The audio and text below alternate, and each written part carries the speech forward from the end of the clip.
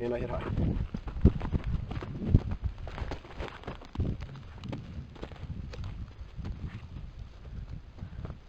Well, I kind of want to attempt another shot in it.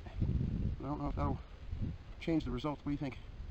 Well, try one more, turn it around. Easy. I don't want to change the results here. What do you think? I think if it was a critter, it'd be dead. Okay, so one more shot into the back. Alright. This time, I'm going to try to put it as low as I can in that block. Yeah, no. So it did stop in the block. Well, let's try it again.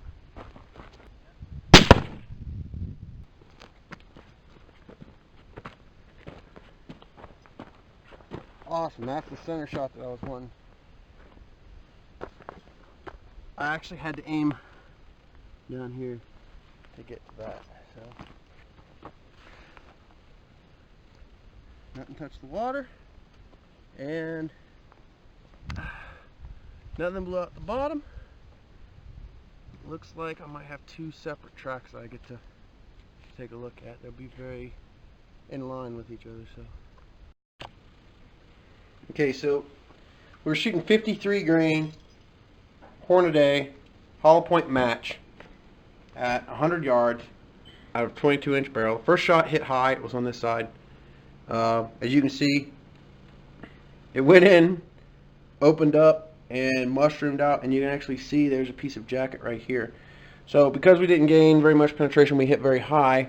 Turned around and did a second shot into the bottom of the block on this side. As you can see, it actually had cracked the block. Not only did it rupture up to the top here, but as you can see on the bottom how much that's bulged out. First shot, second shot. Now this block, as you can see, is close to 5 inches thick. So we're going to open it up, we're going to split down the center, and we're going to try to measure the cavity and see how it works. As we look at here, you'll see the first shot hit the block high. When it went in, opened up, and it actually caused this buckling wave. As you can see how it lifted it up and then folded it up under. And the bullet rested right here. You will see that that is from the far end of the jacket, right at 8 inches. Now this is a 53 grain hollow point match, so it's actually better than I thought it was going to be. The second shot came in, we flipped the block around, entered into the block. You can see the bits of frag, how it opened up through. This cavity here is actually roughly 3 inches at its widest point. From the time it opens to the time basically it streamlines back down, you're looking at 7 3/4 inches to the farthest end. Where the bullet actually came to a halt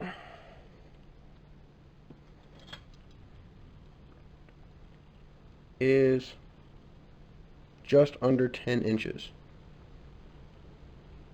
9 3/4 inches.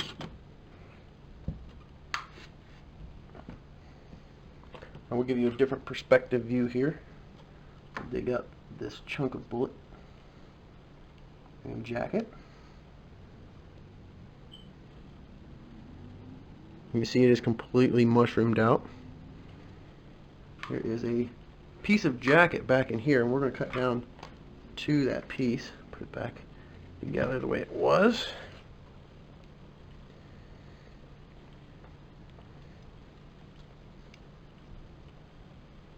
Try to keep this as clean and as neat as possible.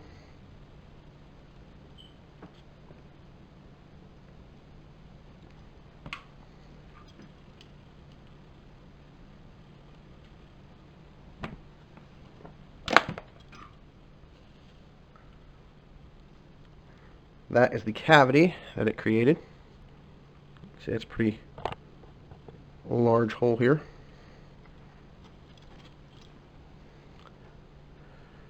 we are looking at 2.5 from bottom to top. 3 inches. I can actually exit out of the top. Here is that chunk of bullet right here, piece of the jacket.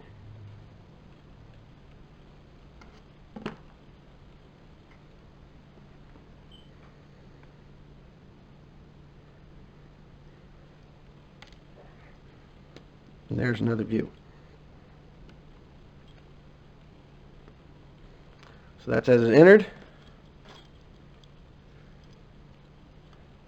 This is as it continued on. And from the other one's view, this is where it entered.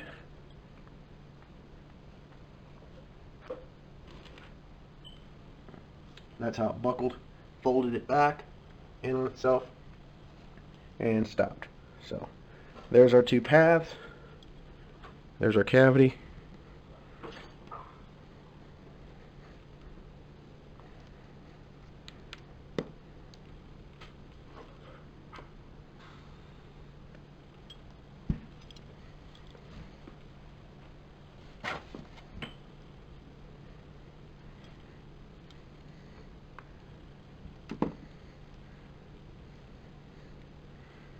You see there's bits of lead that's actually passed through.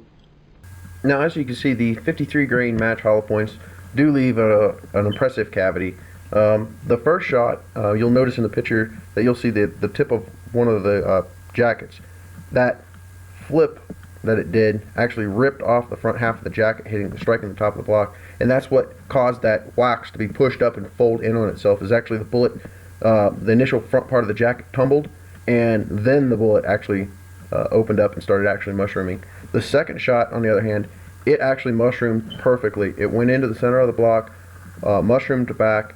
Now, these started out as 53 grain bullets.